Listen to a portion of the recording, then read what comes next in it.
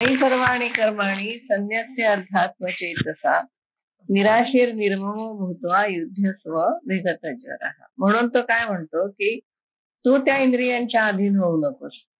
इंद्रियांचे व्यापार तू स्वतःकडे घेऊ नकोस. तर काय कर, मयि सर्वाणि कर्माणि संन्यस्य. आणि कसं, अध्यात्मचेतसा. अध्यात्मचेतसा म्हणजे चित्त माझ्या ठिकाणी ठेवून, चित्तवृत्ती माझ्या ठिकाणी ठेव आणि सगळी कर्म मला समर्पण कर. आणि तू कसा हो, निराशी म्हणजे निरीच्छा, निर्ममो निरहंकारी असं होऊन विगत ज्वरा, म्हणजे मनामध्ये कुठलाही आता शंका नाही असा होऊन सगळी कर्म समर्पण करून निरीच्छा निरहंकारी होऊन संशयरहित असा तू युद्ध कर. म्हणजे इथे तू काय कर आता, की तू इंद्रियांच्या अधीन होऊ नको. कारण सर्वसामान्य लोक इंद्रियांच्या अधीन होऊन कर्म करतात आणि ती कर्म मी केली आहेत असं ते घेतात आणि कर्मबद्ध होतात. पण तू असं करू नकोस. तू सगळी कर्म मला समर्पण कर आणि निराशी निरीच्छा हो, निरहंकार हो, विगत ज्वर हो, संशयरहित असा हो आणि अध्यात्म चेतसा मयि सर्वाणि कर्माणि संन्यस्य.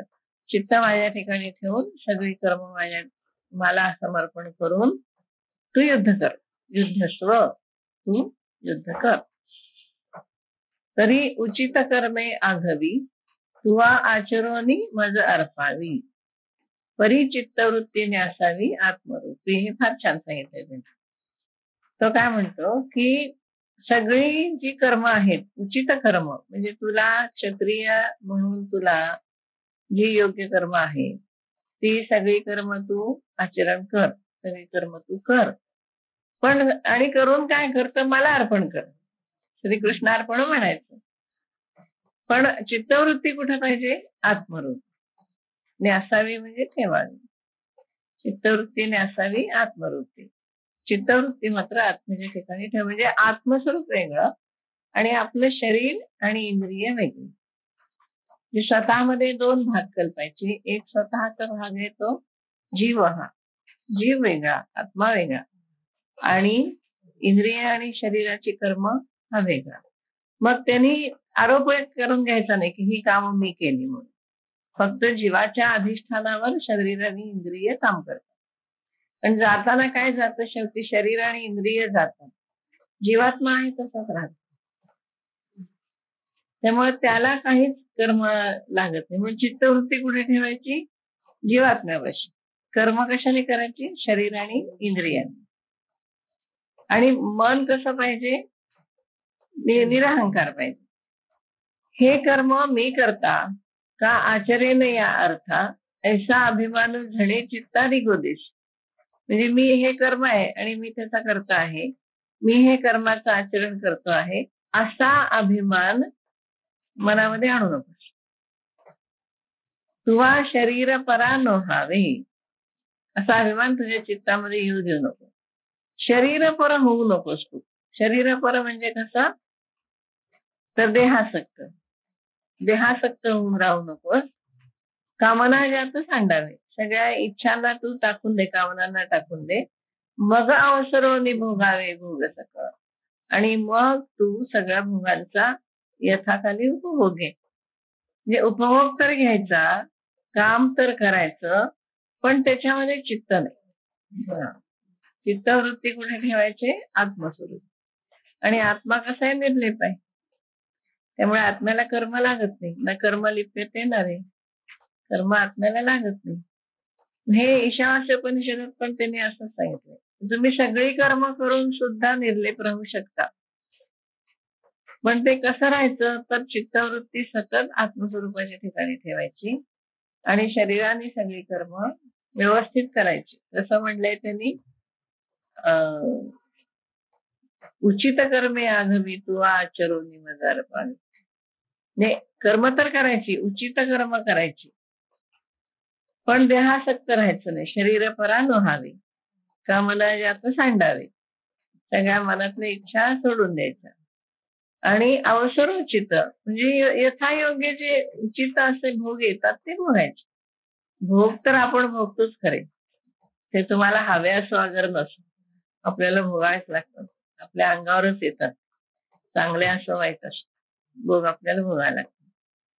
पण त्या ठिकाणी जर शरीरासक्त राहिलं तर त्रास होतो, शरीरासक्त नाही राहिलं तर त्रास होत नाही असं त्यांना म्हणायचं.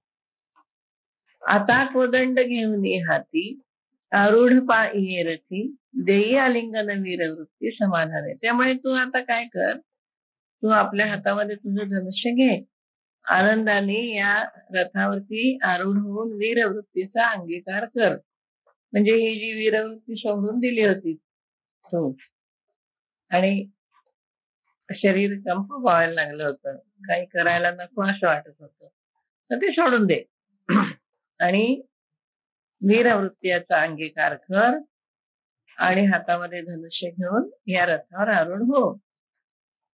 कारण का तुला युद्ध करायचंय ना, आणि युद्ध कसं करायचंय आता, अनासक्ततेने करायचंय, निरहंकार होऊन करायचंय, निर्मम होऊन करायचंय आणि संशयरहित होऊन करायचंय. म्हणजे युद्ध हे आता केवळ कसं उपचार झाला. तुकाराम महाराज म्हणतात ना, आता उरलं उपकारापुरता किंवा उपचारापुरता. तर हा एक केवळ उपचार आहे. आता युद्ध करणं हा तुझ्यासाठी एक उपचार आहे. तू करता आणि तुझ्यामुळे काही पाप लागणार आहे, पुण्य लागणार आहे, हा विचार तू आता सोडून दे. तुला आता नुसतं युद्ध करायचंय, ते सुद्धा कसं कर्म मला अर्पण करून उचित असं कर्म तुला करायचंय. जगी कीर्ती रूढवी, या जगामध्ये तू आपली कीर्ती रूढ कर. स्वधर्माचा मानू वाढवी, आपल्या आपल्या क्षत्रिय धर्माचा मान वाढव. या भारापासून सोडवी मेदिनी हे, आणि या पृथ्वीला ह्या दुष्टांच्या ओझ्यापासून दूर कर. म्हणजे आता तुझं काम कसं आहे, तर भावाभावातलं युद्ध, नातेवाईकांचे ते मधलं युद्ध असं नाहीये. हे तर दुष्ट विरुद्ध सुष्ट असं वृत्तींच्या मधलं युद्ध, माणसा माणसातलं युद्ध हे नाहीये किंवा नातेवाईकामधलं हे युद्ध नाहीये. तर एक दुष्ट भाव आहे आणि एक सुष्ट भाव आहे. तर दुष्ट भावाचा नाश करण्यासाठी तुला हे युद्ध करायला पाहिजे. आणि काय करायचे, या पृथ्वीवरचा भार उतरवायचा. पृथ्वीला ओझं झालंय दुष्ट वृत्ती. आता पार्था निशंकू होई, म्हणून तो आता संशय टाकून दे. या संग्रामा चित्त देई, येथ हे वाचून काही बोलू नये. युद्धाकडे लक्ष दे आणि या प्रसंगी युद्धाशिवाय दुसरी कुठलीही गोष्ट तू बोलू नकोस. पूर्ण लक्ष तुझं युद्धावरती दे. येथ हे वाचवणे काही बोलू नये. याच्यामध्ये त्यांनी काय सांगितलं, तुला युद्ध करणं आवश्यक आहे, युद्ध तर करायचंय, पण युद्धाची जी काही पाप पुण्य लागणार आहे ते तर लागून घ्यायचं नाही. युद्धाचे कर्मामुळे तुला जे काही बंधन वाटत आहे ते बंधन तुला लागणार नाही. अशा प्रकारे हे युद्ध कर. म्हणजे एवढं मोठं युद्ध करून सुद्धा तू पाप पुण्यापासून अलिप्त राहशील, अशा प्रकारे हे युद्ध कर.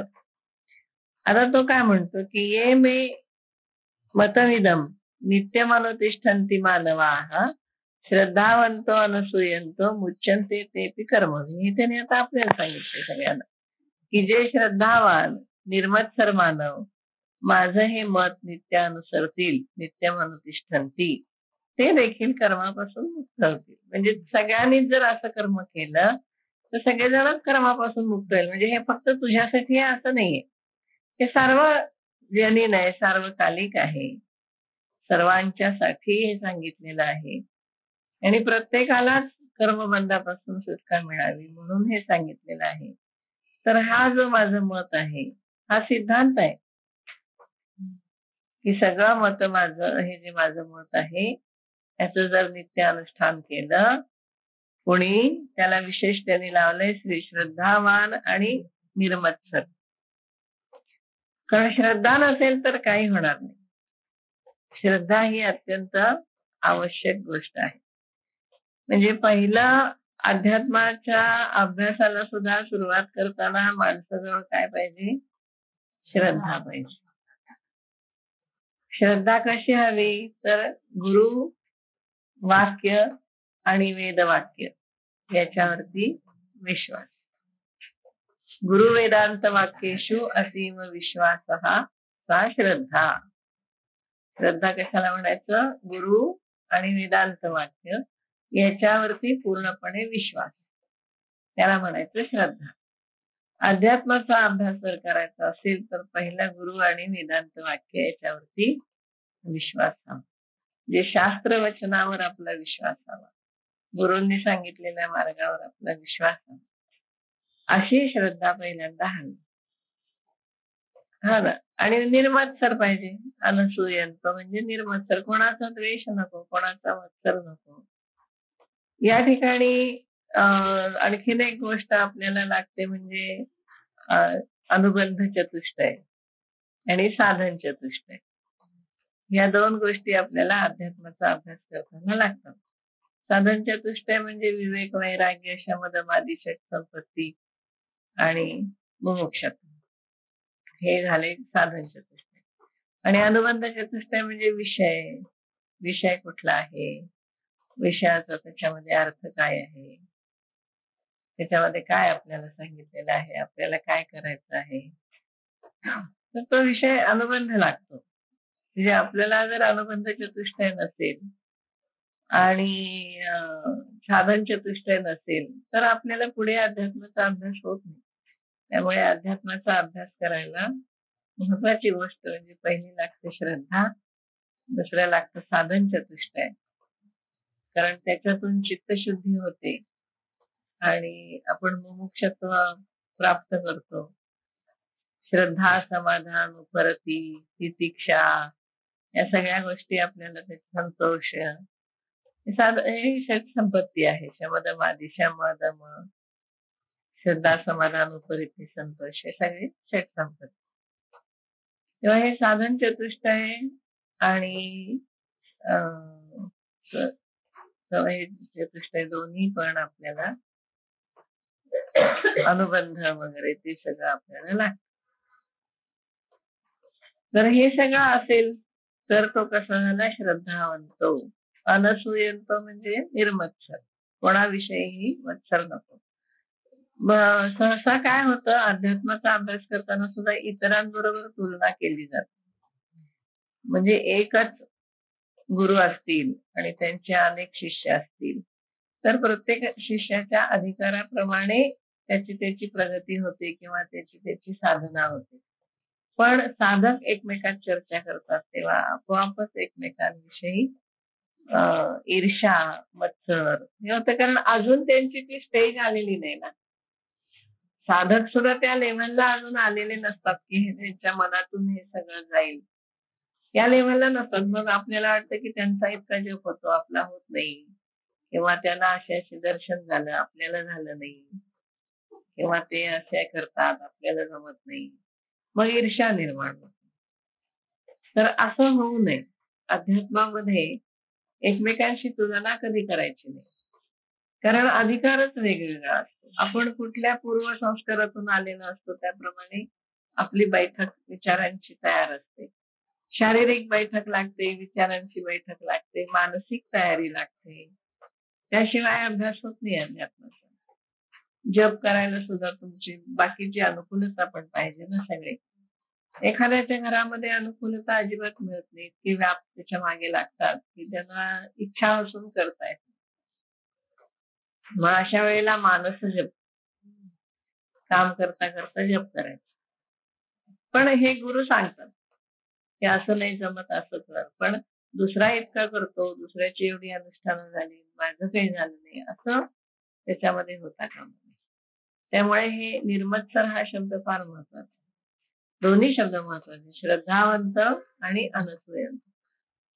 तो कर्मापासून मुक्त होईल माणूस, पण तो कसा पाहिजे? श्रद्धावान आणि अनसूय. जे इथे क्लॉजेस आहेत, असं नाही की कोणी पण चला कर्मानुष्ठान करा आणि यांनी सांगितलंय तसं निर्मम निराशी होऊन आणि तो मुक्त झालाय असं होत नाही. तर त्याची श्रद्धा लागते, त्या ठिकाणी निर्मत्सरता लागते. पण श्रद्धावान आणि अनसूय असा जो असेल तो कर्मापासून मुक्त होईल. आणि ये मे मतमिदम, माझं हे जे मत आहे मी आता सांगितलेलं, मयी सर्वाणि कर्माणि संन्यस्य अध्यात्म चेतसा, हे महत्वाचं आहे ना. अध्यात्म चेतसा मयी सर्वाणी कर्माणी संन्यस्य, हे महत्वाचं आहे. तर ते श्रद्धावान अनसूय असा असेल आणि तो जर माझ्यावर सगळी कर्म अध्यात्म वृत्ती ठेवून मला जर सगळी कर्म अर्पण करत असेल तर तो सुद्धा कर्मापासून मुक्त होईल. इतका महत्वाचा हा श्लोक आहे. हे अनुपरोध मत माझे, हे कसं म्हणलंय त्यांनी, अनुपरोध यथार्थ उपदेश, जीही परमादरे स्वीकारी जे, जो स्वीकारेल आदराने, हो ना, मोठ्या बुद्धीने पूज्य बुद्धीने मान्य करतात आणि श्रद्धापूर्वक अनुष्ठिते, विश्वासपूर्वक त्याप्रमाणे वागतात. हे धनुर्धरा, जे हे माझा यथार्थ उपदेश मोठ्या आदराने स्वीकारतात, श्रद्धापूर्वक अनुष्ठान करतात, तेही सकळ कर्मी वर्ततू जाणपा कर्मरहितू, ते सगळ्या कर्मामध्ये काम करत असताना सुद्धा कर्मरहित होतात. म्हणून हे निश्चितू करणीय गा, म्हणून हे तू निश्चित प्रमाणे करावे. त्या गीतेच्या ज्या काही आज्ञा आहेत ना, त्याच्यामधलं हे एक आहे. मी म्हणलं ना तुम्हाला, मी गीतेच्या आज्ञा सांगेन, त्याच्यामध्ये त्याने असं ही एक आज्ञा केलेली आहे की हे माझं मत आहे, त्याचं अनुष्ठान करा. आणि कसं करा, श्रद्धावान अनसूय राहा, म्हणजे तुम्ही कर्मापासून मुक्त व्हाल, असा सिद्धांत इथं त्यांनी मांडलेला आहे. ये त्वेतद अभ्यसूयन्तो नानुतिष्ठन्ति मे मतम, सर्वज्ञान विमूढान् स्थान विद्धि नष्टान चेतसः. अनचेतसः म्हणजे अविवेकी, जे मत्सरी लोक हे माझे मत अनुसरत नाहीत, ते कसे आहेत, सर्व ज्ञान विमूढान, सर्व प्रकारच्या ज्ञानाविषयी मूढ, अविवेकी आणि नष्ट आहे असे समज. दोन्ही त्यांनी सांगितले, करणाऱ्याचं काय होतं आणि न करणाऱ्याचं काय. जे कोणी मत्सरी लोक अभ्यसूयन्तो नानुतिष्ठन्ति मे मतम, माझ्या मताचं अनुष्ठान करत नाहीत, अनुसरण करत नाहीत, ते कसे आहेत, सर्व प्रकारच्या ज्ञानाविषयी मूढ, अविवेकी आणि नष्ट आहे. ना तरी प्रकृती म्हणतू होऊनी इंद्रिया लळा देऊनी, जे हे माझे मता मेरनी ओसंडिती. प्रकृती मंत होऊन म्हणजे प्रकृतीच्या अधीन होऊन, प्रकृतीला लागून, इंद्रिया लळा देऊनी इंद्रियांचे लाड करून, जे माझ्या मताचा तिरस्कार करतात आणि ते टाकून देतात, अमेर करतात. ओसंडिती म्हणजे टाकून देतात, तिरस्कार करतात, अमेर करतात, तिरस्कार करतात, टाकून देतात.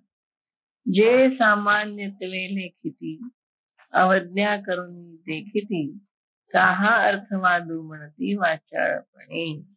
जे याला एक किरकोळ गोष्ट समजतात, सामान्य गोष्ट आहे, भगवंताने काय विशेष सांगितले, विशेष काय नाही, सामान्य गोष्ट सांगितली असं समजतात, किरकोळ गोष्ट मानतात, अनादराने पाहतात, अवज्ञा करून देखती, किंवा हे म्हणतात की ह्याला पुष्पिता वाणी आहे, उगाच काय अर्थवाद आहे हा, असं वाचाळपणाने म्हणतात. असे लोक आहेत की भगवंताच्या मताला मान न देणार, नाही आम्हाला काही हे पटत नाही, तुझं मत हे असं करणं शक्य नाही, किंवा असं आम्ही करू शकत नाही, आणि असं केल्याने कर्म कुणी बघितलंय असं म्हणतात. कुणी बघितलंय कर्म बंद झाले का नाही झालं, हे काही दिसण्याच्या गोष्टी नाही आहेत ना, या समजण्याच्या गोष्टी आहेत. असं काही दाखवता येत नाही की हा बघा हा या कर्मापासून अलिप्त आहे, असं दाखवता येत नाही. त्यामुळे जर जे कोणी अवज्ञा करतात, अर्थवाद म्हणतात, वाचाळपणे उगाच बडबड करतात, ते मोह मदिरा भ्रमले, ते मोहाच्या अविवेकी रूपी दारूने मत्त झाले. विषय विखे धरले, विषयरूपी विषाने त्याला धरले, अज्ञान पंकी बुडाले, अज्ञान रूपी चिखलामध्ये बुडले. निभ्रांत मानी, निसंशय समज. जे कोणी असं म्हणतात ते मोहरूपी दारू प्यायलेले, अविवेक रूपी दारूने मत्त झालेले आहेत. विषय विषाने त्यांना व्यापलेला आहे आणि अज्ञान रूपी चिखलामध्ये बुडलेले आहेत. हे तू नक्की समज. झालं.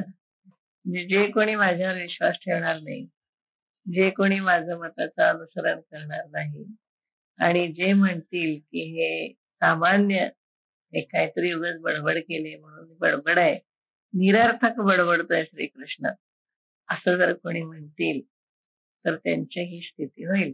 विभ्रांतवाणी म्हणजे निश्चितपणाने समज ते नक्की अज्ञानरूपी चिखलामध्ये फसले, विषयरूपी विषाने व्यापले आणि अविवेकरूपी दारूने मत्त झाले.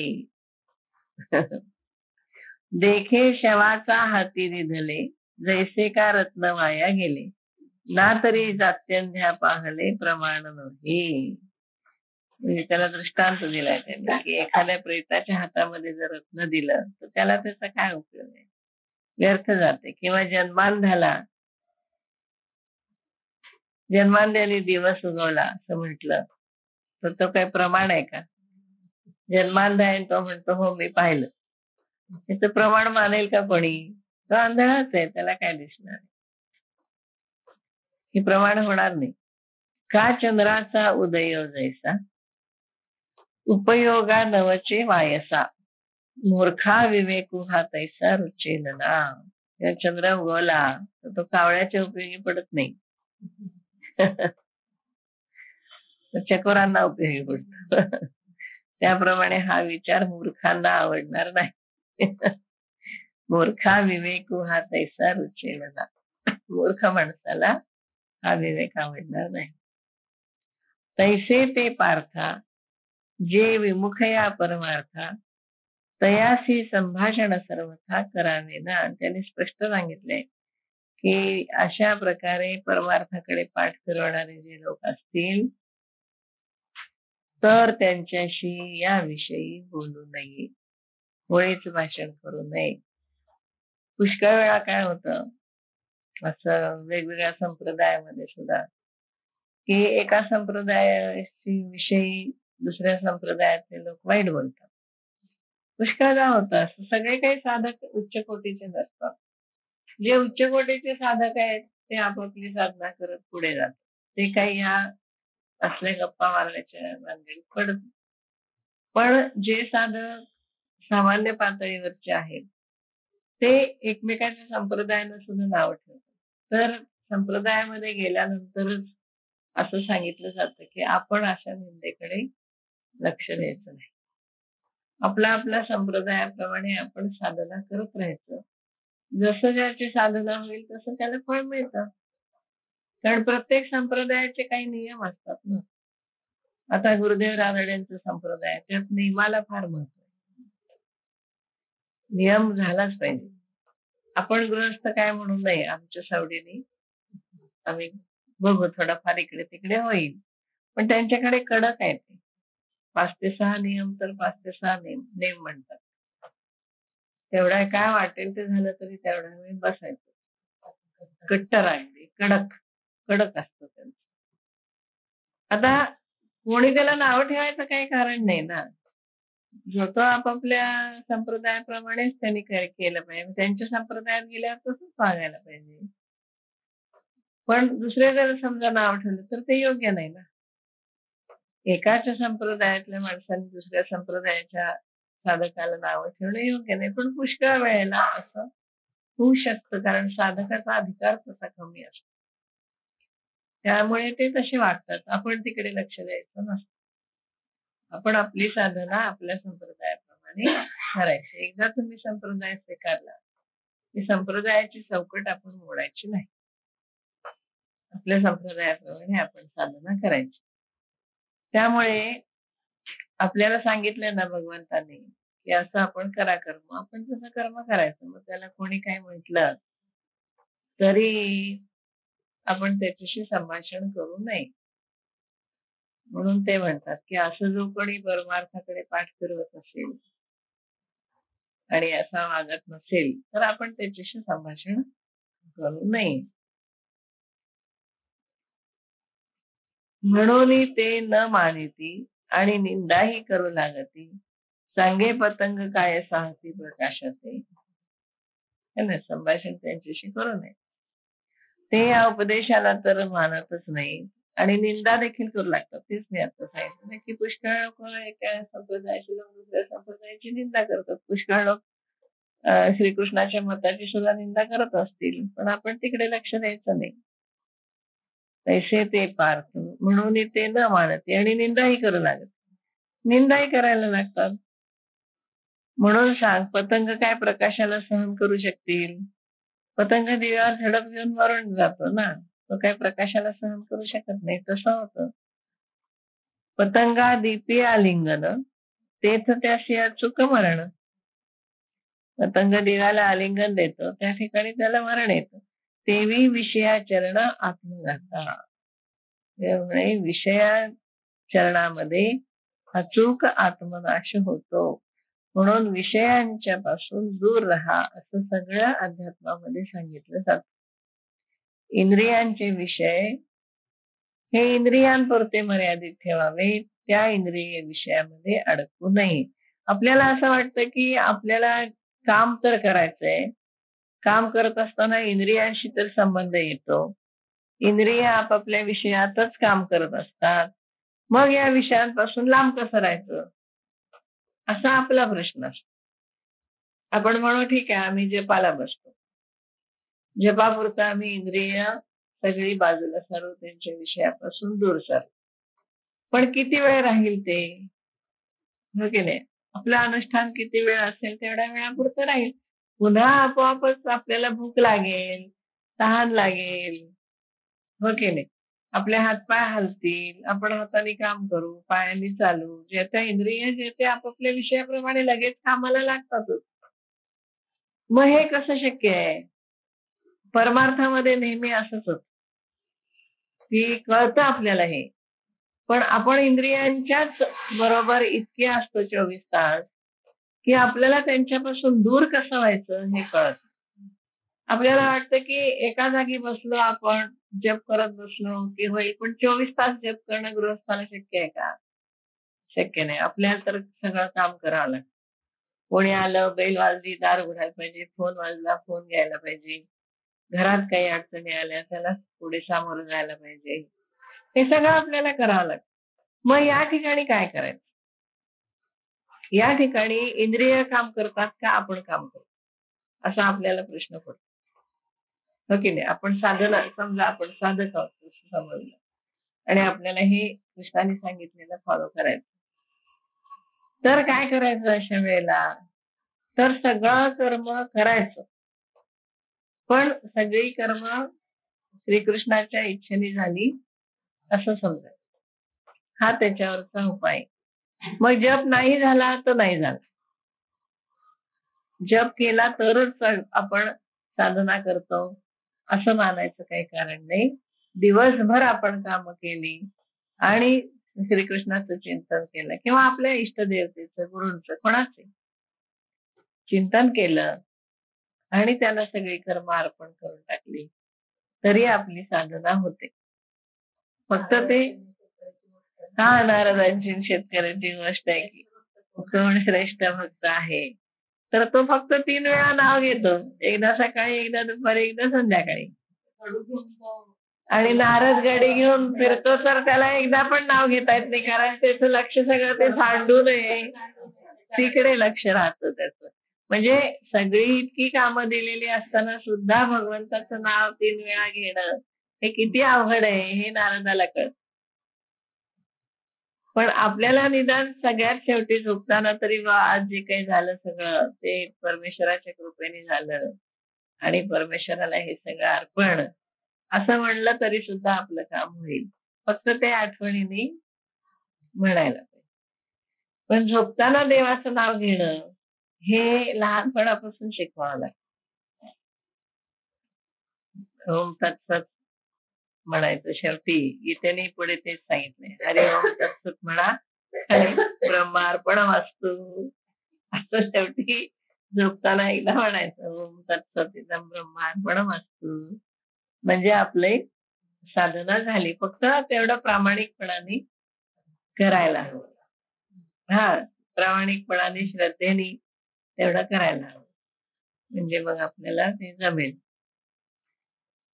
म्हणून ते असे पतंगा दीपी आलिंगन तेथ त्याशी अचूक मरण तेवी विषयाचरण आत्मनाता. मग आत्मनाश होतो. जर केलं नाही तर आत्मनाश होतो, केलं तर आत्मनाश होत नाही.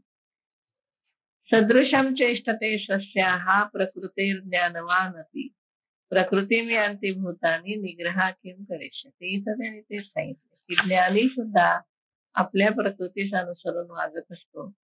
महाभूते आपल्या कारणामध्ये अव्यक्तात लीन होतात. प्रकृती मी अंती भूतानी, तेथे निग्रहाचा काय उपयोग? म्हणजे त्यालाही माहिती भगवंताला की तुम्ही प्रकृती सोडून काय करू शकत नाही.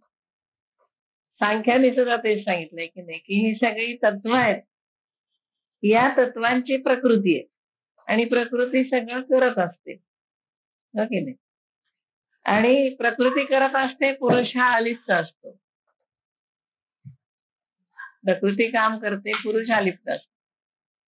पुरुष अलिप्त असल्यामुळे त्याला काही प्रकृतीची कर्म लागत नाही. आणि प्रकृती केव्हा नष्ट होते? जेव्हा ती पुरुषापर्यंत येते आणि पुरुषाला पाहते तेव्हा प्रकृती शांत. समर्थाने काय म्हणलंय? तत्वांचा झाडा. समर्थाने 82 तत्व सांगितले, आपण बघितलं दासबोधामध्ये. 82 तत्वांचं निरसन, चारी देहांचा अंत, असं त्याने 14 देह सगळे संपवले.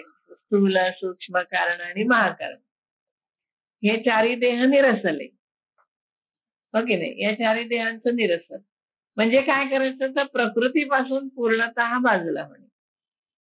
सगळ्या तत्वांचं झाडा म्हणजे अगदी 82 म्हणा, एकतत्व म्हणा, नाहीतर 25 तत्व म्हणा, तत्व तुम्ही किती म्हणा, या सगळ्या तत्वांचं निरसन, प्रकृतीचं पूर्णतः निरसन, चारी देहांचं निरसन, असं केल्यानंतर जे स्वरूप राहतं ते आपलं स्वरूप.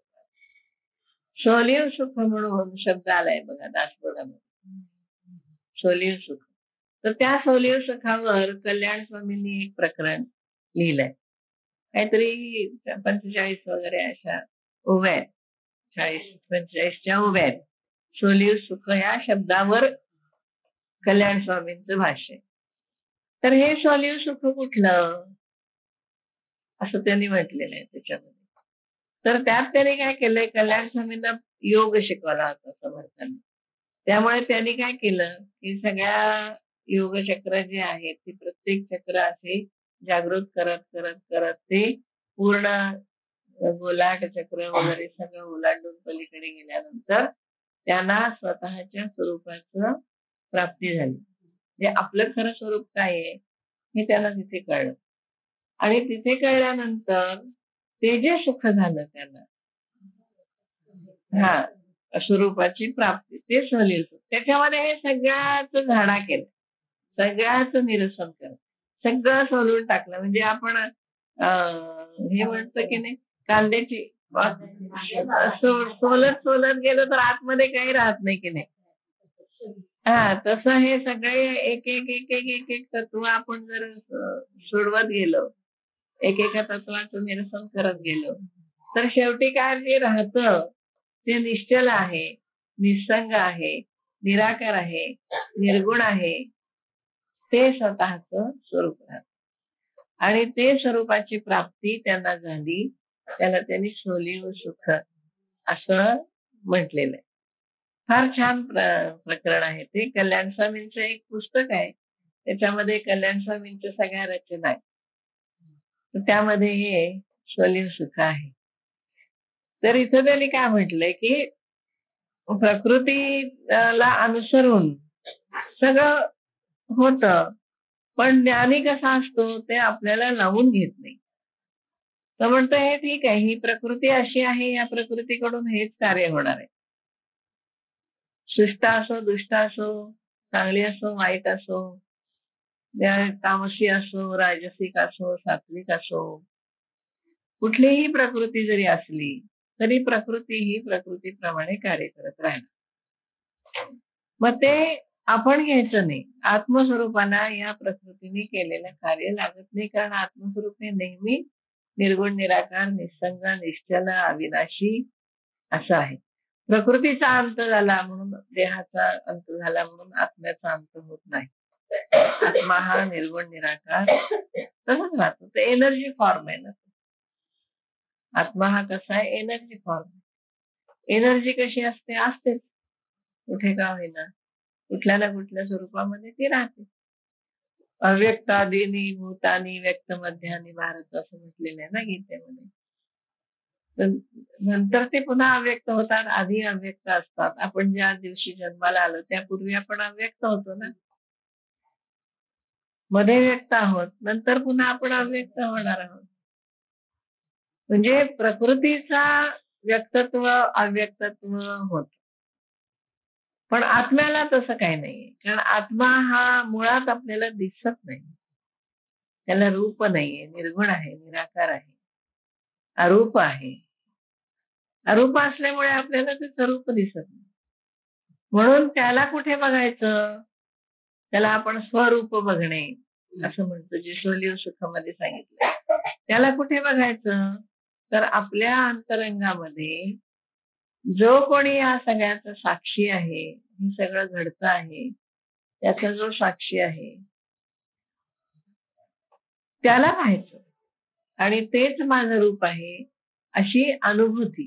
त्याच्यामध्ये अनुभूती फार महत्वाची, आणि ही अनुभूती येणं परमार्थामध्ये हे खरं शेवटची स्थिती आहे. मग समाधी. एकदा अनुभूती आली की मग पुन्हा त्याला या जगामध्ये कशामध्ये रस वाटत नाही. प्रकृतीने केलेल्या कुठल्याही कामामध्ये त्याला रस वाटत नाही.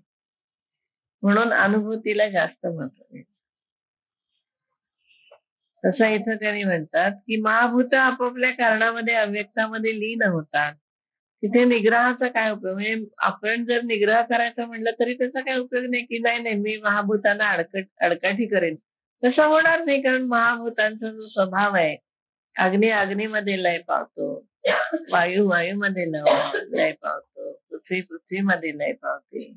आपल्या शरीरामध्ये जी पंचमहाभूत आहेत ती आपापल्या ठिकाणी लय पावतात. आपला कितीही निग्रह केला तरी उपयोग काय त्याचा? त्याचा काय उपयोग नाही. म्हणून इंद्रिये एके जाणते निपुरुखे, लाळाविना कौतुकी आदी करून. म्हणून कोणत्याही शहाण्या माणसाने इंद्रियाचे मजेने सुद्धा लाड करू नये.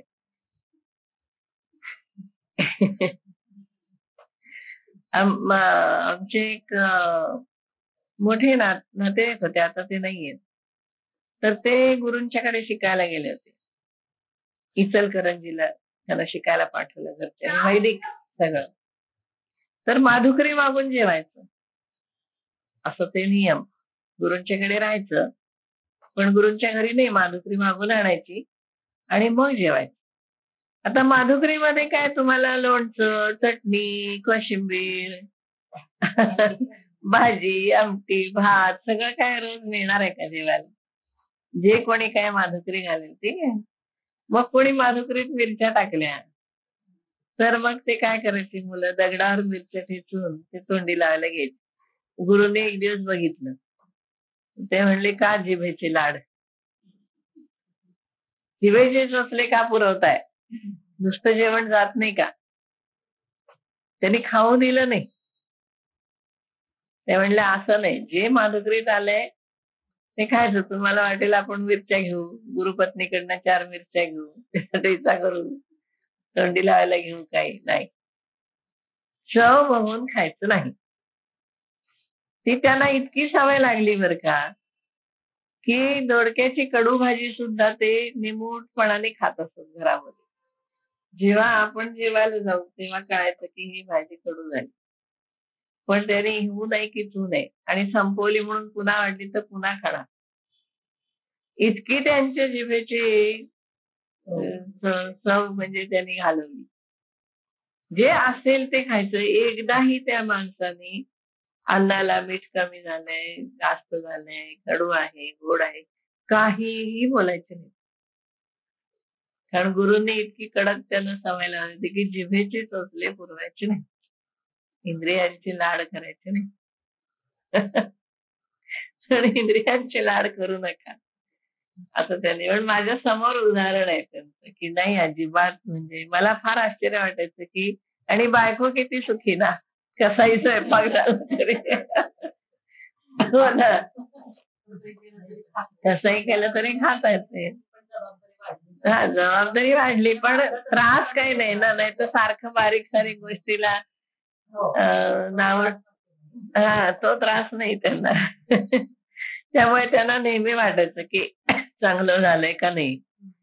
त्यांच्या बायकोला जबाबदारी वाटायची की चांगलं झालंय की नाही, कारण आपला नवरा काही खातो. तर इंद्रियांचे मजेने सुद्धा लाड करू नका. हा गा सरपेशी खेळो येईल, की व्याघ्र संसर्ग सिद्धी जाईल. सांगे हा हळ चिरेल सेवली या काही. दृष्टांत दिलाय त्यांनी. ते म्हणतात अरे सापाबरोबर खेळता येईल का, किंवा वाघाची संगत शेवटाला जाईल का. कधीही वाघ खाऊन टाकेल ना, आणि साप कधीही चावू शकतो. तेव्हा हलाहल विष पचेल का. म्हणजे अशक्य गोष्ट आहे ही. म्हणजे इंद्रियांचे लाड करून तुम्हाला काही त्यातनं चांगलं मिळेल ही गोष्ट अशक्य आहे. इंद्रियांचे लाड करू नका. इंद्रियांना जेवढं पाहिजे तेवढं द्या. देखे खेळता अग्नी लागला, मग तो न सावरे जैसा उधवला. तैसा इंद्रिया लढा दिधला भला नव्हे. सहज खेळता खेळता जर आग लागली आणि ती जर बळावली तर ती जशी आटोपत नाही, त्याप्रमाणे इंद्रियांचे लाड केले तर ते अजिबात चांगलं नाही. हो ना, अवघड सांगितलं. इंद्रिय संयम.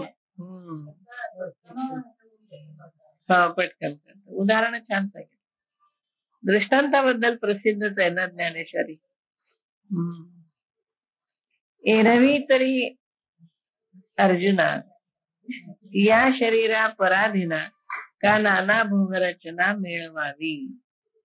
सहज विचार करून पाहिले तर या शरीराकरता, परतंत्र शरीराकरता नाना प्रकारचे भोग, पराधीन शरीर आहे, परतंत्र शरीर आहे, तर नाना भोगरचना आपण मिळवायची आणि आपण त्याचे लाड करायचे. हे बरोबर आहे का.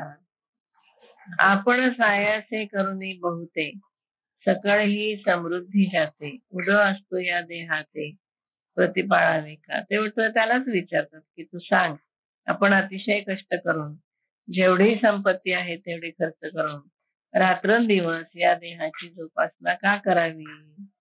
उदो असतो म्हणजे उदय आणि अस्त होतो, म्हणजे दिवस रात्र आपण सांभाळायचे का. सर्वस्वे शिणवणी येथे, अर्जवावी संपत्ती जाते. तेणे सधर्म सांडोनी देहाते, उखावे काही. तर या लोकांमध्ये सर्व प्रकारचे कष्ट करून संपत्ती संपादन करावी आणि मग हे महत्वाचे स्वधर्म सांडून, स्वधर्म सोडून या संपत्तीने देहाला पुष्ट करावे. हे योग्य आहे का. स्वधर्म विषयी त्यांची हे आहे की तो करायलाच पाहिजे. म्हणजे इंद्रिय जर मध्ये येत असतील स्वधर्माच्या, तर इंद्रियांना मध्ये येऊ देऊ नका असं त्यांना म्हणायचं. की नको वाटतंय करायला नको वाटतंय म्हणून करायचं नाही, असं बरोबर नाही. तिथे ते इंद्रियांचे लाड झाले. हो की नाही. आपला नियम असेल आणि त्या नियमासाठी नाही, आज नाही, तर जरा पाय दुखतात नको करायला, असं जर म्हटलं तर ते इंद्रियांचे लाड झाले. तर इंद्रियांचे लाड करायचे नाही. किंवा आपले हात दुखतात, पाठ दुखते, आज नाही करायला. पाऊस असल्यामुळे सगळ्या जणी आलेले आहेत. खरं आहे ते. हा, परमेश्वर करून घेतो. एकदा आपण संकल्प केला ना की मग होत. म्हणून असं शरीराला तुम्ही पोषण उगाच करायचं का. शरीराची धर्म टाकून देऊन स्वधर्म सांडून स्वधर्म सांडून म्हणजे देहाते पोखावे काही, मग हे तव पाच मिळावा. आता हे कसं आहे, पाच मिळावा, पंचभूताच्या मिलापाने झालेलं शरीर आहे. शेखी अनुसरेल पंचत्वा, पुन्हा हे पाच महाभूतामध्ये जाणार असेल. ते वेळी केला की गिवसावा शेणू आपला, त्यावेळी आपण केलेले श्रम कुठून शोधून काढावे. फुकट गेले ते, हो ना. मग निष्कारण क्षीण होतात. मग देहाचं प्रतिपादन केलेलं आपण केलं, मिळवलं काहीच नाही असं होतं ना. फक्त देहाचे लाड केले आणि काही मिळवलं नाही आपण, ते कुठनं आणायचं शोधून आता, असं त्याने म्हटलं. ते वेळी केला की गिवसावा शेणू आपला, म्हणून केवळ देह भरण. केवळ हा शब्द महत्वाचा आहे. केवळ देह भरण ते जाणे उघडी नागवण, या लागी येथ अंतःकरण देयाविना. म्हणून केवळ देहाचे पोषण करणे हा उघड उघड घात आहे. म्हणून तू असल्या देह पोषणाकडे लक्ष देऊ नकोस. म्हणजे या ठिकाणी स्वधर्माला जास्त महत्व दिलेलं आहे. स्वधर्म जर पालन करायचं असेल तर देहाचे जास्त लाड करून उपयोगाचं नाही. देह सांभाळणं आवश्यक आहे, त्यासाठी योग साधना आहे. योग साधनेमध्ये काय केलंय योगामध्ये त्यांनी, की तुम्ही देहाच्या सहाय्याने परमेश्वराची प्राप्ती करून घेणार आहात. बरोबर. देहाला एरवी तुम्ही कितीही नावं ठेवा, पण देह जर नसेल, देह जर आपला पडला तर आपण परमेश्वराची प्राप्ती करून घेऊ शकतो का? नाही. त्यामुळे देह सांभाळणं हे आपलं पहिलं काम आहे. पण सांभाळणं वेगळं आणि त्याच्या हाती लाड करणं वेगळं, याच्यामध्ये फरक आहे की नाही. देह सांभाळणं आवश्यक आहे, हो ना. शरीर वाद्यम खलु धर्म साधनम म्हणतात कालिदासन. शरीर हे धर्मसाधन आहे, धर्मसाधनाचं मुख्य साधन आहे. मग शरीर हे साधन असताना शरीराचे अजिबात शरीराचा सांभाळ करायचा नाही, हे पण बरोबर नाही. म्हणून योग साधनेमध्ये काय केलं, शरीर चांगलं राहावं म्हणून त्यांनी वेगवेगळे आसनं, प्राणायाम हे सगळं दिलं, की ज्या योगी आपलं शरीर चांगलं राहील. शरीर चांगलं राहिलं, शरीराला रोग झाले नाहीत, की शरीर आपली साधना करू शकतं. त्यासाठी शरीर सांभाळ. पण शरीराचे लाड करा असं कुठे म्हटलं. इंद्रियांचे लाड करा, इंद्रियांच्या अधीन व्हा. मग ते दिसतच की आपल्याला व्यसनी माणसाचं काय होतं, ज्यादा कुठलेही इंद्रियांचे लाड केले तर ते इंद्रिय त्रासदायक होतं. कुठलंही तुम्ही बघा, अति खाणं, जिभेची अतिशय आवड जर तीच जोपासली तर ते बरोबर नाही. त्यामुळे ऋतुकालाप्रमाणे खाणं आपलं सांभाळलं पाहिजे. नाही त्या ऋतूमध्ये नाही ते खाल्लं तर बरोबर नाही. आणि आता हे पावसाचे दिवस आणि नवरात्रामध्ये पाणी खराब असतं, अशा वेळेला आपण जर नाही सांभाळलं तर आपलं शरीर खराब होतं. त्यावेळेला इंद्रियांना वाटलं म्हणून आपण दिलं तर ते बरोबर नाही. म्हणजे तारतम्य बाळगायचं. थोडक्यात काय, की आपण साधना करत असताना तारतम्याने सगळं करायचं. जिथे आवश्यक आहे तिथे शरीर सांभाळणं पाहिजेच. अगदी रोग झाले तर औषध घेतलंच पाहिजे, बरं झालं पाहिजे, कारण त्याशिवाय आपण साधना करू शकत नाही. त्यामुळे शरीर सांभाळणं हे तर महत्वाचं आहे, पण शरीराचे लाड करू नका असं त्याने. केवळ देह भरण नाही तर त्याच्याबरोबर स्वधर्म पालन हे करायला पाहिजे. आणि स्वधर्म पालन सुद्धा कसं, निराशीर निर्ममो भूत्वा. निराशी व्हायचं, निर्मम व्हायचं, निरहंकारी व्हायचं, संशयरहित व्हायचं आणि सगळे अध्यात्म चेतसा मयी सर्वाणी कर्माणी संन्यास. अध्यात्म चेतस राहून चित्त माझ्या ठिकाणी ठेवून सगळी कर्म त्याच्या अधीन करून टाकायचं असं त्यांनी म्हटलेलं. म्हणजे तर हा विषय जो आहे त्यांचा, तोच विषय त्यांनी पुढे चालू ठेवलेला आहे, की माझ्या ठिकाणी करायची सगळे कर्म सगळी मला अर्पण करायची. तर त्यामध्ये इंद्रियांचे लाड किती करायचे, इंद्रियांना किती महत्व द्यायचं, पूर्ण प्रकृतीच्या अधीन राहायचं का नाही राहायचं, असा विषय त्यांनी इथे मांडलेला. आणि हे मत जे आहे माझं, किंवा हे स्वीकार कर असं म्हटलंय त्यांनी. कर्म सगळे अर्पण कर म्हणून स्वधर्म सांडून देहाते पोखावे काही असं म्हणलंय. संपत्ती मिळवा, पण स्वधर्म सांडून तुम्ही देहाचं पोषण करू नका, असं ते म्हणतात या ठिकाणी. इथे आपण थांबूया. पुढच्या वेळेला आपण आणखीन याच्यावरती चर्चा करू.